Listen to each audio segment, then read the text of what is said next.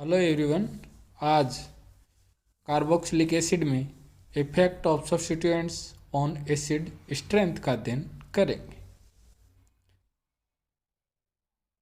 Carboxylic acid है वो अपना प्रोटॉन डोनेट करने के बाद में कार्बोक्सिलेट में चेंज हो जाता है।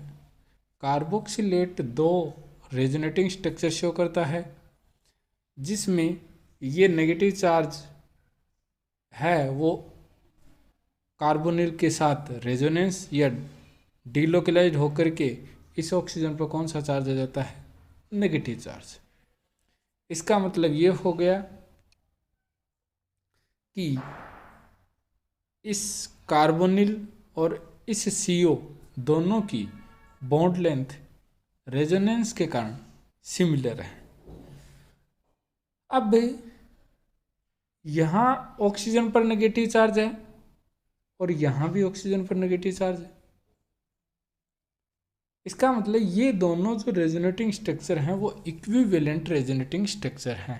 दैट मीन्स जो नेगेटिव चार्ज है वो सेम इलेक्ट्रोनेगेटिव एटम ऑक्सीजन पर एग्जिस्ट करता है और जो कि स्टेबल भी है। अब है सब्स्टिट्यूटेड ग्रुप का इफेक्ट देखते हैं। जैसे मान लो कि कार्बोक्सिलिक पर R ग्रुप जुड़ा है।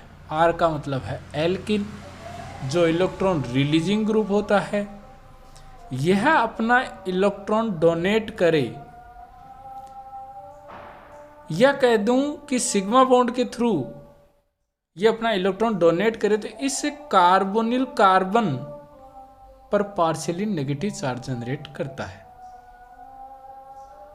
जिसके कारण इस कार्बोनिल कार्बन की इलेक्ट्रॉन डेंसिटी है वो बढ़ जाती है, जो कि इस ऑक्सीजन के लोन पेयर के साथ क्या करती है? रिपल करती है। या कहूं कि ये जो नीचे जो एग्जांपल लिया है CH3, इसका प्लस आई इफेक्ट है, मतलब अपना इलेक्ट्रॉन रिलीज करता है किसकी ओर? कार्बोक्सिलिक ग्रुप की ओर। तो कार्बोक्सिलिक ग्रुप के अल्फा कार्बन पर पार्शियली नेगेटिव चार्ज आता है। नेगेटिव चार्ज आने के कारण इस अल्फा कार्बन की इलेक्ट्रोनेगेटिविटी है वो कम हो जाती है। इलेक्ट्रोनेगेटिविटी कम होने के कारण कार्बोक्सिलिक ग्रुप अपना प्रोटॉन इजीली डोनेट नहीं करता, जिसके कारण ये कहा जा सकता है कि प्लस आई इफेक्ट जब होता है तो ऑक्सीजन पर नेगेटिव चार्ज है वो इंक्रीज हो जाता है, जिसके कारण प्लस आई इफेक्ट के कारण नेगेटिव चार्ज की स्टेबिलिटी है वो क्या हो जाती है?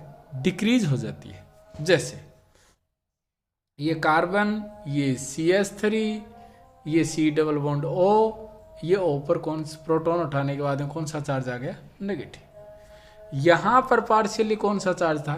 नेगेटिव, जिसके कारण है ये जो नेगेटिव चार्ज है इसकी स्टेबिलिटी क्या हो जाती है? डिक्रीज हो जाती है। क्यों? क्योंकि नेगेटिव चार्ज वहाँ स्टेबल होता है जब इलेक्ट्रॉन विड्रॉइंग ग्रुप प्रेजेंट हो। इलेक्ट्रॉन विड्रॉइंग ग्रुप हैं ऑक्सीजन पर प्रेजेंट नेगेटिव चार्ज को क्या करते हैं? डिक्रीज करते हैं। इसका मतलब ये हो गया कि चाहे पॉजिटिव चार्ज हो चाहे नेगेटिव चार्ज हो, यदि ये चार्ज डिक्रीज होते हैं तो इसका मतलब स्टेबिलिटी इंक्रीज होती है। यदि पॉजिटिव चार्ज और नेगेटिव चार्ज इंक्रीज होते हैं इसका मतलब स्टेबिलिटी है वो डिक्रीज होती है,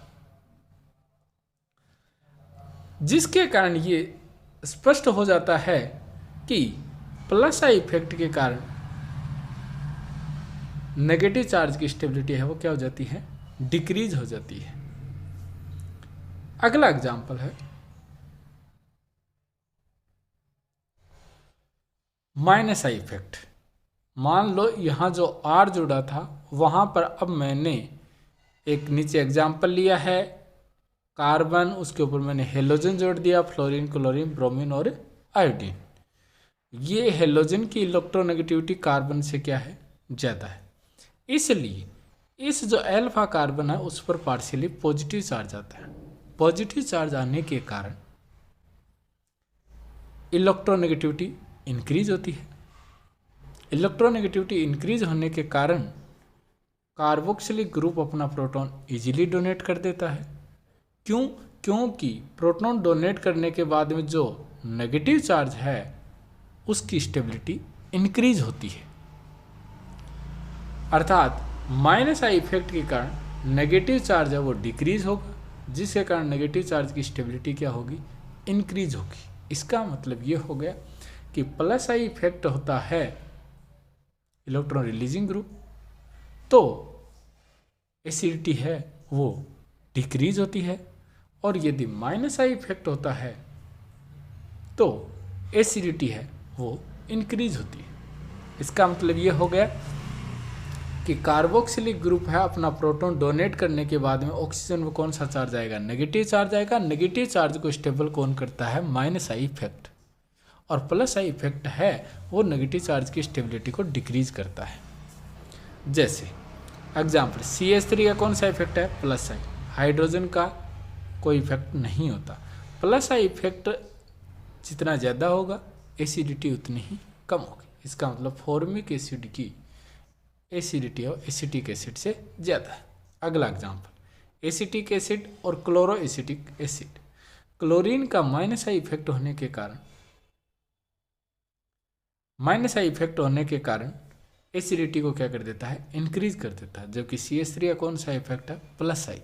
प्लस आई इफेक्ट होने के कारण है ये प्रोटॉन जो ही रिमूव होगा ऑक्सीजन में नेगेटिव चार्ज आएगा, और नेगेटिव चार्ज आएगा जिसके कारण ये प्रोटॉन हटेगा, ऑक्सीजन नेगेटिव चार्ज आएगा। नेगेटिव चार्ज आएगा तो ये CH3 का प्लस आई इफेक्ट है उसकी स्टेबिलिटी को क्या कर देता है? कम कर देता है, जिसके कारण कार्बोक्सिलिक ग्रुप अपना प्रोटॉन इजीली रिलीज नहीं करेगा। जबकि क्लोरीन का माइनस आई इफेक्ट होने के कारण ये प्रोटॉन रिमूव होगा, ऑक्सीजन नेगेटिव चार्ज आएगा। नेगेटिव चार्ज है वो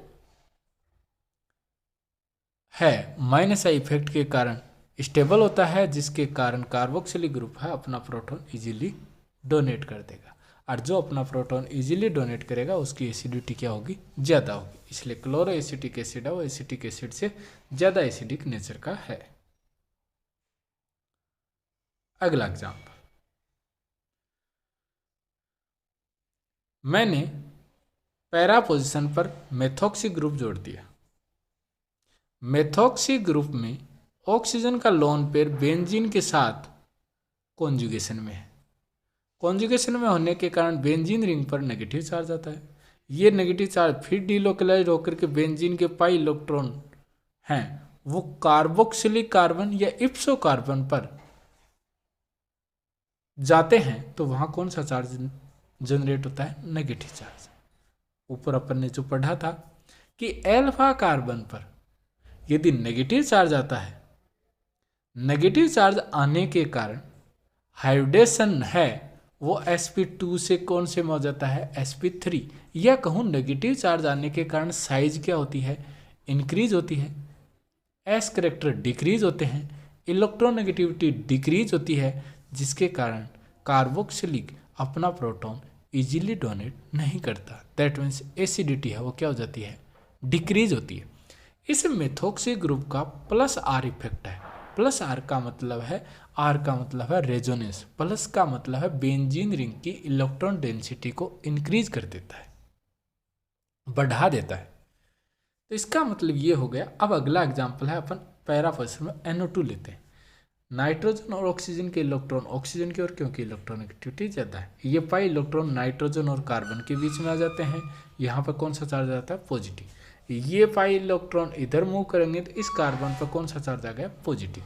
पॉजिटिव चार्ज आने के कारण साइज स्मॉल होती है, एस करेक्टर बढ़ते हैं, इलेक्ट्रोनेगेटिविटी बढ़ती है। इलेक्ट्रोनेगेटिविटी बढ़ने के कारण ये कहूँ कि माइनस आई इफेक्ट होता है एक तरह से, या कहूँ कि कार्बोक्सिलिक ग्रुप है अपना प्रोटॉन डोनेट करने के बाद ऑक्सीजन नेगेटिव चार्ज आता है उसको स्टेबल करता है।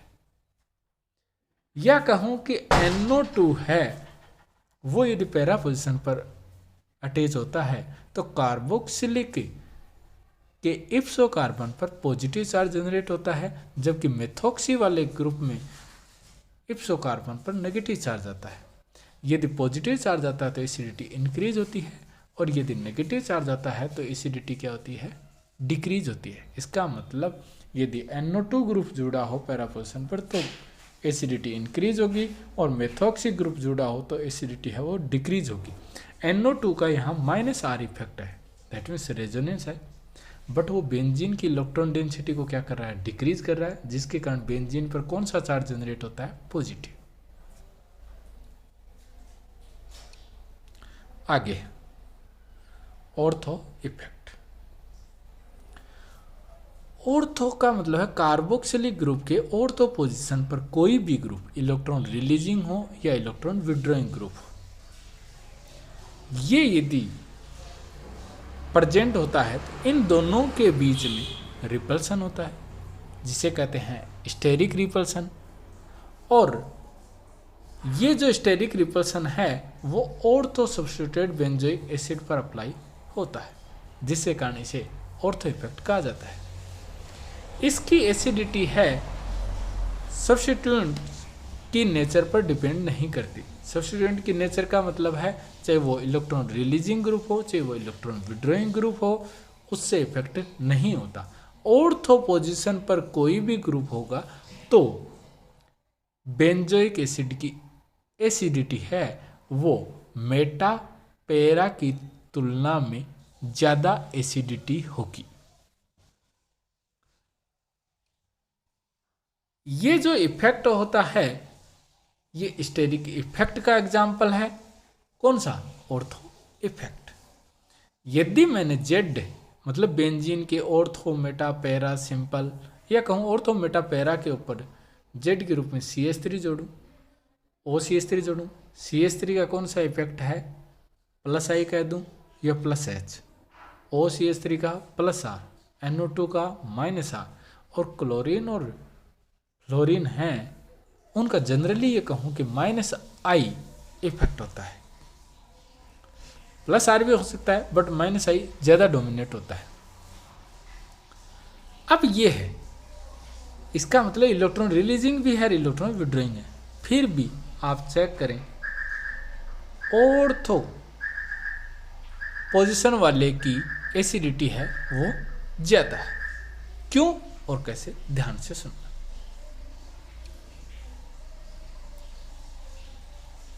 क्यों, ये प्रोटॉन रिमूव होने के बाद में ऑक्सीजन में नेगेटिव चार्ज होता है। ये नेगेटिव चार्ज है वो डीलोकलाइज होकर के OB पर मूव करता है, तो ऑक्सीजन में कौन सा चार्ज आता है, नेगेटिव। ये दोनों जो रेजोनेटिंग स्ट्रक्चर हैं वो इक्विवेलेंट रेजोनेटिंग स्ट्रक्चर हैं। इक्विवेलेंट का मतलब है नेगेटिव चार्ज है वो सेम इलेक्ट्रोनेगेटिव एटम पर दोनों ही रेजोनेटिंग स्ट्रक्चर में प्रेजेंट हैं, जिसकी स्टेबिलिटी नॉन इक्विवेलेंट के कंपेरेटिवली ज़्यादा होती है। अब है ऑर्थो पोजीशन पर मान लो यहाँ कोई ग्रुप जुड़ा हुआ है, कौन सी पोजीशन पर, ऑर्थो पोजीशन पर। इन दोनों के बीच में रिपल्सन होगा। रिपल्सन होने के कारण ये जो कार्बोक्सिलिक ग्रुप है वो बेंजीन के साथ प्लेनर नहीं होगा। प्लेनर नहीं होने के कारण वह रेजोनेंस शो नहीं करेगा, किसके साथ, बेंजीन के साथ।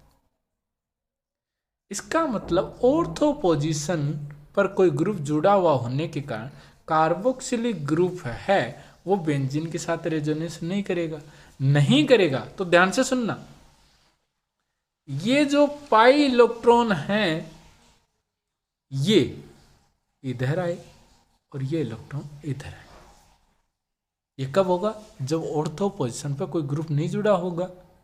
तो इस कार्बोनिल ग्रुप के साथ बेंजीन के पाई इलेक्ट्रॉन कॉन्जुगेशन में हैं तो रेजोनेंस करेंगे, डीलोकलाइज्ड होंगे, और इस ऑक्सीजन पर कौन सा चार्ज आ जाएगा, नेगेटिव चार्ज।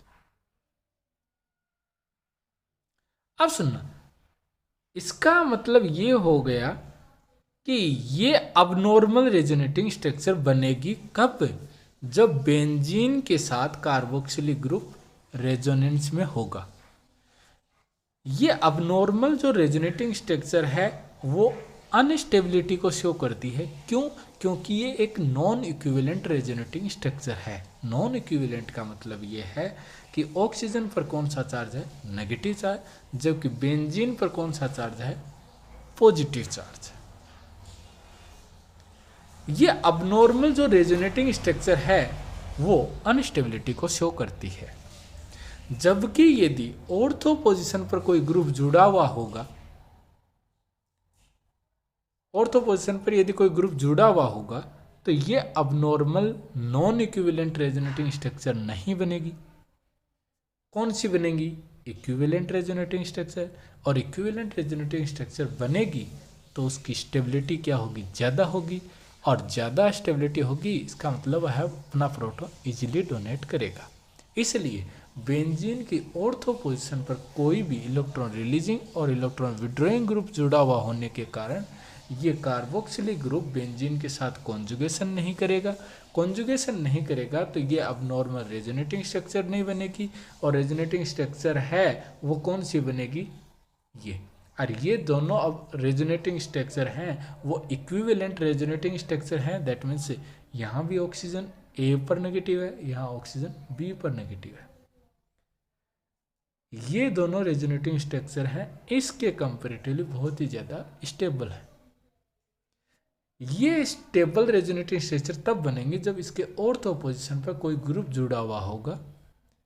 ग्रुप जुड़ा हुआ होने के कारण बेंजीन और कार्बोक्सिलिक ग्रुप नॉन प्लेनर होंगे और आपस में रेजोनेंस नहीं करेंगे। और रेजोनेंस नहीं होगा तो ये अब नॉर्मल रेजोनेटिंग स्ट्रक्चर नहीं बनेगी। इक्विवेलेंट रेजोनेटिंग स्ट्रक्चर बनेगी जो कि स्टेबिलिटी को शो करती है और हायर एसिडिटी, या ये कहूँ कि एसिडिटी क्या होगी?